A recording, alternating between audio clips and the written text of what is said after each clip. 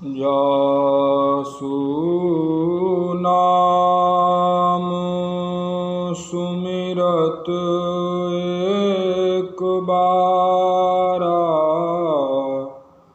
उतरहि नर भव सिंधु अपारा। उतरहि नर भव सिंधु अपारा। कलि पावना अवतार पूज्यपाद गोस्वामी तुलसीदास जी महाराज कहते हैं, जासु नाम सुमिरत एक बारा। जिस परमात्मा का नाम मात्र एक बार सुमिरन करने से उतरहि नर भव सिंधु अपारा, ये मनुष्य, ये नर इस संसार रूपी समुद्र से पार हो जाता है। आइए मानस सत्संग दैनिक श्रृंखला में आज हम इस चौपाई के माध्यम से गुरु कृपा से कुछ सात्विक और तात्विक चर्चा करेंगे। इसमें एक बार शब्द आया है, जासु नाम सुमिरत एक बार। भगवान का नाम एक बार मात्र सुमिरन करने से मनुष्य इस भव सागर से पार हो जाता है। प्रश्न आएगा, महाराज एक बार? कई प्रश्न आएंगे कि हम तो जीवन में कई बार भगवान का नाम लेते हैं, फिर भी हमें कहीं न कहीं इस संसार चक्र में फंसना पड़ता है। तो क्या कारण है? हमारी भूल क्या है? क्यों हम भगवत भजन करने के बाद भी हमारे जीवन में वो दिव्यता, पवित्रता, वो भगवत प्रेम जागृत नहीं हो पाता है? और इस जन्म में हम मनुष्य जीवन का जो सर्वश्रेष्ठ, जहाँ उसे पहुँचना है भगवत प्राप्ति, वहाँ हम नहीं पहुँच पाते हैं। इस में एक छोटी सी कथा है।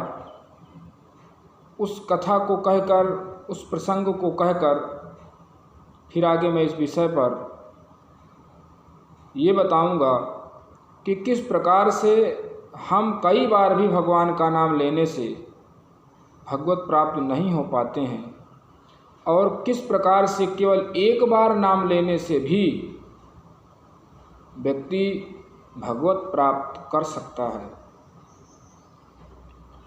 कथा ये है कि एक गृहस्थ व्यक्ति थे, कई संतानें थीं उनके, सब धार्मिक थे, पर एक पुत्र उनका नास्तिक स्वभाव का था, जो भगवान में, साधु संतों में वो विश्वास नहीं करता था। आधुनिक युग के हिसाब से ही, जो आजकल लोग कहते हैं खाओ पियो मौज करो, उस सिद्धांत का पालन करने वाला था। पिताजी दुखी रहते थे कि सारे बच्चे पूजा पाठ भक्ति करते हैं, पर ये लड़का पूजा तो करता ही नहीं, साथ में जो दूसरे पूजा करते हैं उनसे भी इसका आचरण अच्छा नहीं है, उन्हें भी ये दुख देता है, उन्हें भी ये अशब्द का प्रयोग करता है। भगवान के प्रति, साधु संतों के प्रति इसकी कोई श्रद्धा नहीं है।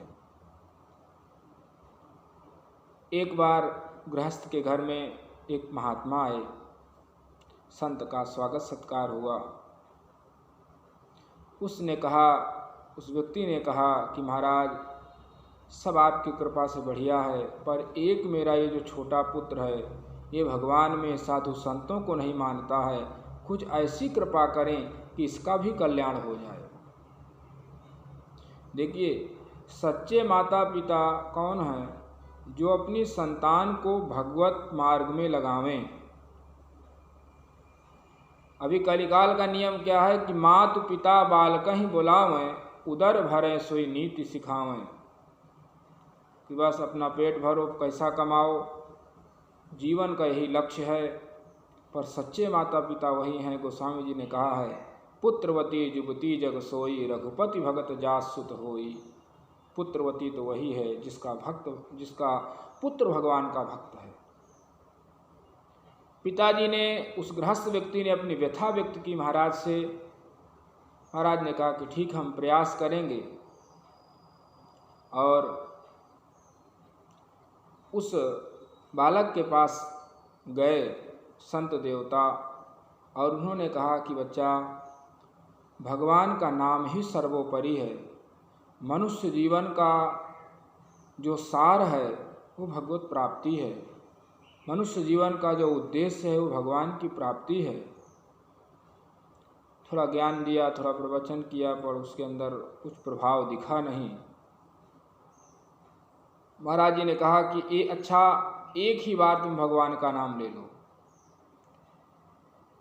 उसने कहा कि नहीं, मैं नाम नहीं लूँगा। तो महाराज जी थोड़ा तगड़े थे, तो हाथ पकड़ लिया, कहा जब तक तुम भगवान का एक बार नाम नहीं लोगे तब तक हम तुम्हारा हाथ नहीं छोड़ेंगे। उसने प्रयास किया पर छुड़ा नहीं पाया, तो दुखी होकर के एक बार उसने राम नाम का उच्चारण किया। एक बार बोला राम। महात्मा जी थे, बोले बन गया काम। बोले एक बात तुम और हमारी मान लो। क्या? बोले इस नाम के बदले में कभी तुम कुछ लेना नहीं किसी से भी। बस यही कहना कि इस नाम से जो मिलता हो वो दे दो। नाम के बदले में कुछ नहीं, नाम से जो मिले वो दे दो। कहा ठीक है, देखेंगे। फिर कहते हैं कि धीरे धीरे वो युवान हुआ, वृद्ध भी हुआ। जब उसकी मृत्यु हुई तब अनेक प्रकार के पाप कर्म करने के कारण यमलोक की यातना करनी पड़ी। और यमलोक में एक नियम है कि पाप और पुण्य में ज़्यादा जो होता है उसे पहले बाद में भोगाया जाता है, जो कम होता है उसे पहले भोगा दिया जाता है। जैसे आपके यदि पुण्य कम है तो पहले पुण्य को भोगा दिया जाएगा, यदि आपके पाप कम है तो पहले आपको पाप भोगा दिया जाएगा। ऐसा वहाँ का कुछ सिस्टम है। अब इनका पुण्य कितना है, चित्रगुप्त ने लेखा जोखा निकाला और कहा कि एक बार किसी संत के कहने पर इन्होंने राम नाम का उच्चारण किया है, बाकी सब पाप ही पाप है। अच्छा, तो एक बार यमराज ने कहा कि एक बार तुमने किसी साधु के कहने पर राम नाम का उच्चारण किया है, इसके बदले में जो तुम कहोगे तुम्हें मिल जाएगा। अब उस जीवात्मा को याद आया, बहुत दुखी हुआ, मैंने अपना सारा जीवन निकाल दिया। एक राम नाम में यमराज कह रहे हैं कि जो तुम्हें चाहिए मांग लो। यदि जीवन भर में नाम जपा होता या तो और ज़्यादा जपा होता तो आज मैं कितनी अच्छी स्थिति में होता। अब उन्हें संत की बात याद आई कि उन्होंने कहा था कि इसके बदले में कुछ लेना नहीं। उस जीवात्मा ने कहा कि महाराज, इसके बदले में मुझे कुछ नहीं चाहिए, इससे जो मिलता हो वो दे दो। अब यमराज तो चक्कर में पड़ गए कि एक राम नाम का फल क्या होगा ये तो हमें भी पता नहीं है। यमराज ब्रह्मा जी के पास गए, कहा कि ब्रह्मदेव आप ही ये सब विधि का निर्माण करते हैं, सृष्टि की रचना करते हैं, सारे नियम आपके बनाए हैं, तो आप हमें बताएं कि एक नाम का फल क्या है, उस हिसाब से हम इस जीवात्मा को प्रदान करें। ब्रह्मा जी भी असमर्थ हो गए, कहा कि हमें भी इस बात का पता नहीं है, अब क्या करें। बोले चलो हम भगवान शिव के पास चलते हैं। क्यों? क्योंकि भगवान शिव अहरनिश राम नाम जपते रहते हैं। प्रमाण क्या है इसका? तो पार्वती माता कहती हैं, अच्छा देखिए, व्यक्ति को सबसे ज़्यादा कौन जानता है? सबसे ज़्यादा भौतिकता के क्षेत्र में सबसे ज़्यादा किसी व्यक्ति को उसकी पत्नी जानती है। क्यों? बाहर तो तिलक चंदन लगा करके अमुक समय के लिए ही दिखावा कर सकता है, लेकिन घर में तो पत्नी हमेशा उसके साथ है। हाँ, तो पार्वती जी क्या कहती हैं भगवान शिव को? तुम पुनि राम राम दीन राती, सादर जपहूँ अनंग अराती। आप तो हमेशा राम राम जपते रहते हैं। इसका प्रमाण है माँ पार्वती कहती हैं भगवान शिव से कि आप तो दिन भर राम राम ही करते रहते हैं। तो ब्रह्मा जी, यमराज दोनों भगवान शिव के पास जाते हैं, कहते हैं कि महाराज आप राम राम जपते हैं, एक समस्या आ गई है कि एक राम नाम बोलने का फल क्या होगा? भगवान शिव जी कहते हैं कि भैया हम राम राम तो जपते हैं, पर इसका फल क्या होगा कभी हम फल में विचार नहीं किया। भगवान शिव निष्काम भक्त हैं प्रभु के, कुछ चाहिए तो है नहीं, भगवान का प्रेम ही चाहिए। हमने कभी विचार ही नहीं किया कि इसका क्या फल होगा। तो क्या किया जाए? भगवान शिव जी ने कहा कि चलो जिसका नाम है उसी के पास चलें। सब साकेत धाम पहुँचे भगवान, जहाँ श्री सीताराम विराजमान हैं। सब लोगों को आया देखकर भगवान ने कारण पूछा तो कहा कि समस्या ये है कि आपके एक नाम का फल क्या है? भगवान हंसने लगे और कहा कि इसका फल यही है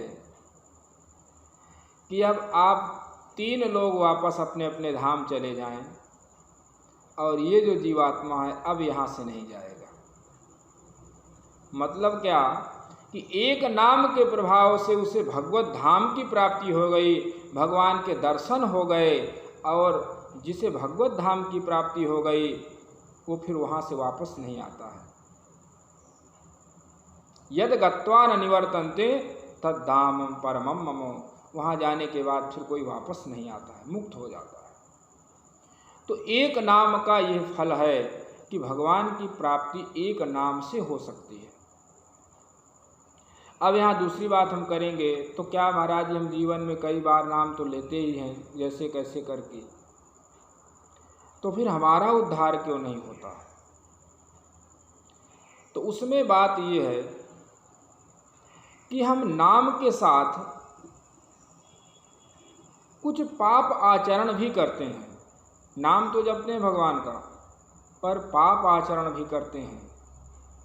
नाम जप के बाद यदि हम पाप आचरण ना करें तो हमारा तत्काल कल्याण हो जाएगा। जैसे कहा जाता है कि अंत काल में जो भगवान का नाम जिसके मुंह में आ जाता है, भले वो जीवन भर पाप क्यों न किया हो, अंत काल में नाम आया और उसके बाद फिर उससे कोई पाप बना नहीं और वो मुक्त मर गया, तो उसके बाद उसे भगवान की प्राप्ति हो जाएगी। भगवान नाम जप भी कर रहे हैं फिर उसके बाद पाप कर रहे हैं, उससे फिर हमारा कल्याण होगा, ऐसा नहीं कि नहीं होगा। भगवान का नाम जपने वाले का, भगवान का आश्रय लेने वाले का न मे भक्तः प्रणश्यति, भगवान ने कहा मेरे भक्त का नाश नहीं होता है। हाँ, थोड़ा समय लग सकता है, हम पाप भी करेंगे भगवान की भक्ति भी करेंगे तो थोड़ा समय लगेगा, पर ऐसा नहीं कि आपको भगवान की प्राप्ति नहीं होगी। यदि शीघ्र भगवान की प्राप्ति आप करना चाहते हैं तो नाम जप के साथ साथ जो है असत आचरणों का त्याग कर दें। गोस्वामी तुलसीदास जी महाराज क्या कहते हैं कि बिगड़ी जन्म अनेक की अबहि सुधरहि आज, हो ही राम को नाम जपो तुलसी तजी कुसमाज। गोस्वामी कहते हैं कि अनेक जन्मों की जो बिगड़ी है वो अभी आज बन जाएगी। तो बोले क्या करना है? हो ही राम को, पहले भगवान का हो जाओ, हे प्रभु मैं आपका हूँ। नाम जप, भगवान का नाम जप, और कुसमाज का त्याग करके, कुसमाज का अर्थ है असत आचरणों का त्याग करके। अभी जो हमारी जो प्रमुख समस्या है, हम नाम तो जपते हैं पर साथ साथ पाप वृत्ति भी है, छल है, कपट है, झूठ है, बेईमानी है, असत्य आचरण है। तो नाम जप कहीं ना कहीं पूर्ण प्रकाशित नहीं हो पाता है। एक संत थे तो पूरा दिन गायत्री का जप करते थे और रात्रि के समय कुछ गलत आचरण में उनकी रुचि थी। बहुत समय बीत गया और गायत्री का उन्हें कोई अनुभव नहीं हुआ। एक दिन उन्होंने कहा कि इतने समय से मैं गायत्री जप कर रहा हूँ पर कुछ अनुभव नहीं हो रहा है। उसी दिन नदी में स्नान करने गए थे और उन्होंने एक चीज़ देखा कि एक छोटी सी कन्या एक वस्त्र को साफ कर रही है और जब वस्त्र स्वच्छ हो जाता है तो कीचड़ में उसको फिर लगा देती है, फिर साफ करती है, फिर जब साफ हो जाता है फिर कीचड़ में उसको सान देती है। पंडित जी ने कहा कि बड़ी मूर्ख बालिका हो, जब साफ हो गया फिर उसको कीचड़ में क्यों डाला? उन्होंने कहा कि आप भी तो यही कर रहे हैं। दिन भर आप गायत्री का जप करते हैं, दिन भर अपने मन को स्वच्छ करते हैं और रात्रि में पुनः गलत आचरणों के द्वारा फिर आप कीचड़ में सन जाते हैं। तो क्या कभी आपका वस्त्र, आपका मन साफ हो पाएगा? बस हमारी यही अवस्था है। इसीलिए एक बार भगवान का स्मरण जरूर करें और